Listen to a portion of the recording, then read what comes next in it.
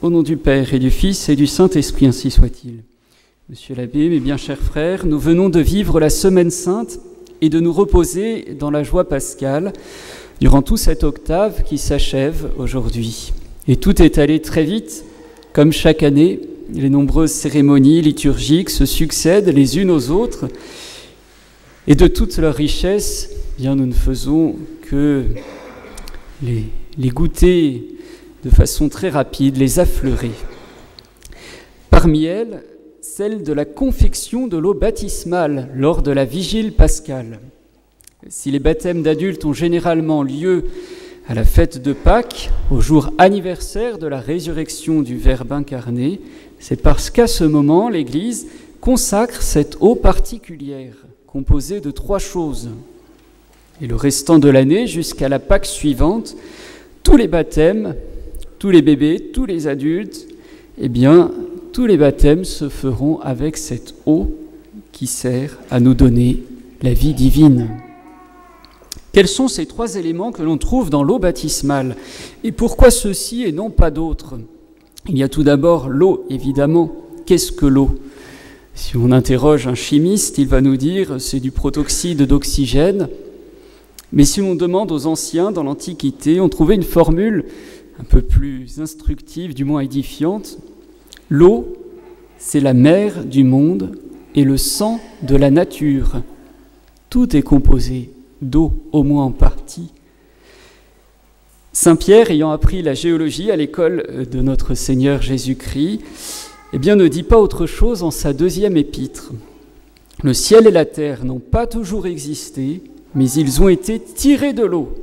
Ils existent au milieu de l'eau et ils sont affermis par le Verbe divin.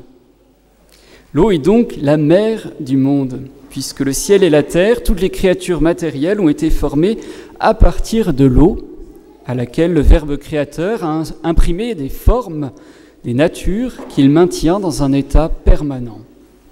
Et les pères de l'Église sont unanimes à ce sujet. Ne prenons que saint Augustin. Au commencement, dit-il, les cieux et la terre furent faits de l'eau et par l'eau. Il n'y a donc rien d'absurde à dire que la matière primitive, c'était l'eau. Car tout ce qui naît sur terre, les animaux, les arbres, les herbes et les êtres semblables, doivent à l'eau leur formation et leur nourriture. D'ailleurs, nous pouvons remarquer que le texte de la Genèse, après avoir parlé de la création primitive, cette sorte de grand magma informe, eh bien ajoute immédiatement, après avoir dit que Dieu créa le ciel et la terre, mais de manière informe, et l'Esprit de Dieu était porté sur les eaux. Il ne dit pas sur le ciel et la terre, qu'il vient pourtant de nommer, mais sur les eaux. Ils existaient, toutes ces choses existaient à l'état d'eau. L'eau est l'élément générateur de l'un et de l'autre. Et le monde primitif sortit de l'eau, certes, mais avec l'eau baptismale, le monde est aussi régénéré par l'eau. Planant sur les eaux, le Saint-Esprit a tiré toutes les créatures que nous voyons.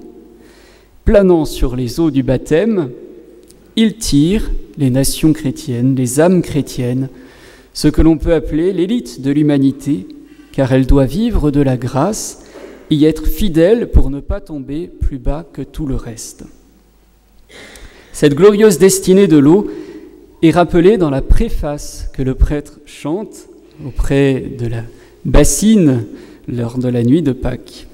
Il dit, pour donner à l'eau la vertu d'engendrer des enfants de Dieu, il dit au Père éternel, principe de toute paternité, que par les ordres de votre suprême majesté, cette eau reçoive la grâce régénératrice du Verbe sous l'influence du Saint-Esprit.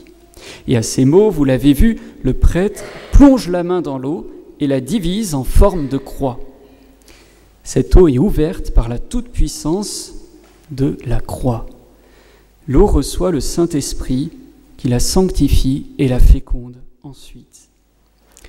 Loin de cette eau, s'écrie le prêtre, bien loin toute espèce d'esprit immonde, loin toute fraude diabolique, qu'aucune puissance ennemie n'essaye de corrompre cette eau, soit en voltigeant autour d'elle, soit en l'attaquant secrètement, soit en répandant contre elle son souffle empesté. Quel rapport magnifique, mes frères, entre l'eau baptismale et la très sainte Vierge Marie. Comme Marie, cette eau doit être vierge, c'est-à-dire mélangée, non mélangée, qu'il n'y ait aucun élément étranger artificiel.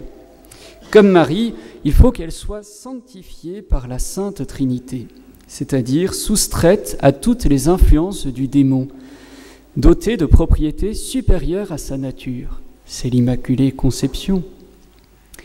Comme Marie, il faut qu'elle soit fécondée par le Saint-Esprit. Et toutes ces conditions remplies, alors l'eau baptismale enfante les frères du Verbe incarné que nous sommes, comme Marie a enfanté le Verbe lui-même, Jésus-Christ. Tant de superbes baptistères ont été construits, ornés, afin de recevoir ce grand miracle par lequel nous naissons à la vie immortelle. C'est une œuvre attribuée à juste titre au Saint-Esprit, comme nous le montre la plongée du cierge pascal dans l'eau 3 fois de suite.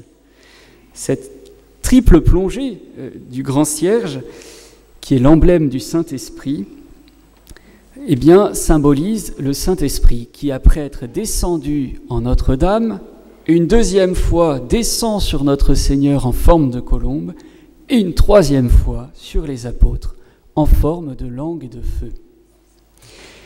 On ajoute à l'eau baptismale l'huile des catéchumènes. Il s'agit d'huile d'olive, tout simplement, bénite par l'évêque le jeudi saint, à la messe dite chrismale. Qu'est-ce qu'un catéchumène ? C'est un catéchisé. Et un catéchisé, cela veut dire une personne enseignée de vive voix. Cat, écho, l'écho. Les patriarches enseignaient de vive voix à leurs enfants les vérités qu'ils avaient apprises de leur père. Il n'y avait pas encore d'église.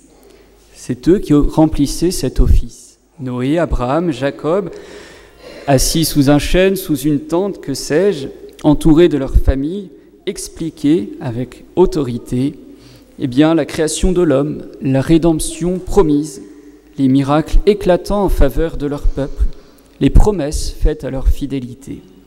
C'était là le catéchuménat de l'Ancien Testament. Aujourd'hui et depuis les premiers temps de l'Église, il s'agit d'instruire des païens qui, touchés par la grâce, demandent à devenir chrétiens. Ce catéchuménat, vous le savez, était très risqué durant les premiers siècles à cause des persécutions de l'Empire romain qui mettait à mort les chrétiens.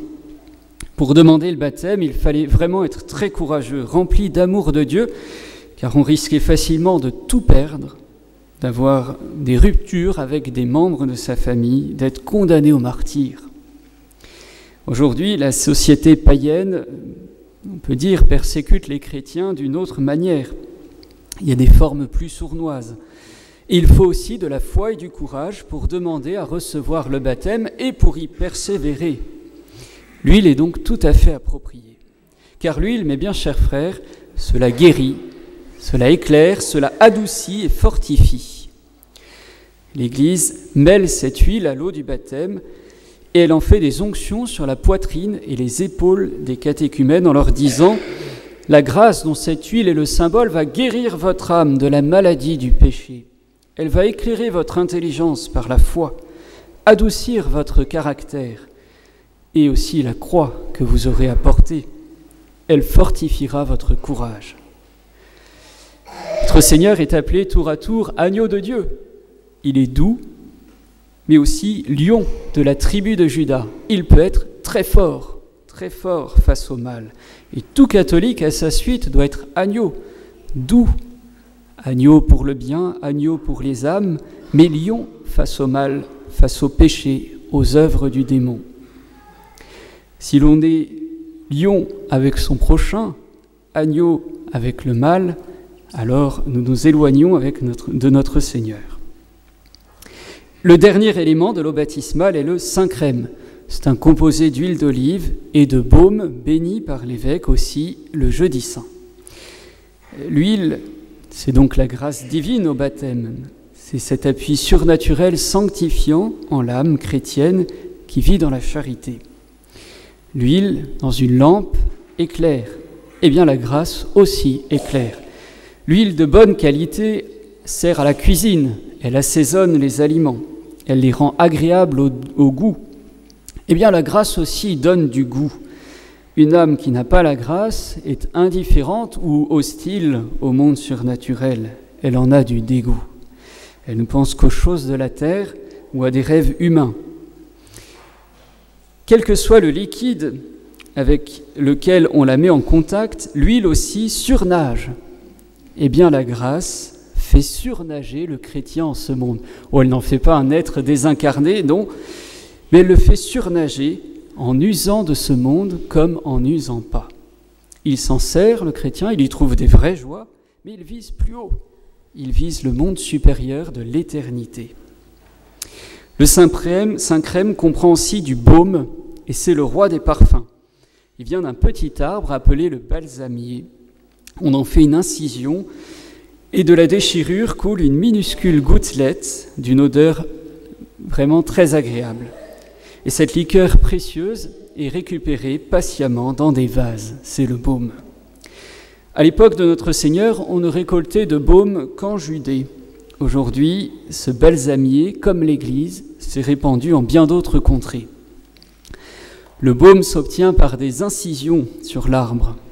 Et le précieux sang de notre Seigneur vient aussi d'incisions sur son corps sacré. Ce sont des incisions faites à sa sainte humanité, écorce de sa divinité. Le baume, c'est le rachat du monde. Le baume est un parfum agréable, comme celui de la conversion des âmes, de la reconversion sans cesse de nos âmes chaque jour, qui ont besoin de regain de ferveur, de nous réattacher sans cesse au bon Jésus. Le baume, c'est un parfum qui préserve de la corruption et c'est pour cela qu'on en embaume les corps mis au tombeau.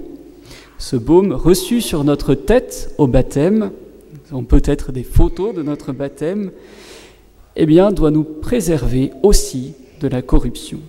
Nous l'avons reçu pour être toujours prêts à paraître avec joie et confiance devant notre Seigneur. Cette eau baptismale, donc, mes frères, si nous n'y mettons pas obstacle, produit toujours, aujourd'hui, son effet pour nous sanctifier, puisque nous sommes toujours baptisés. Ayons donc foi, et selon le mot de saint Rémy baptisant Clovis, brûlons ce que l'impiété adore, adorons ce que l'impiété brûle, et brûlons d'amour pour le bon Dieu. Au nom du Père et du Fils et du Saint-Esprit, ainsi soit-il.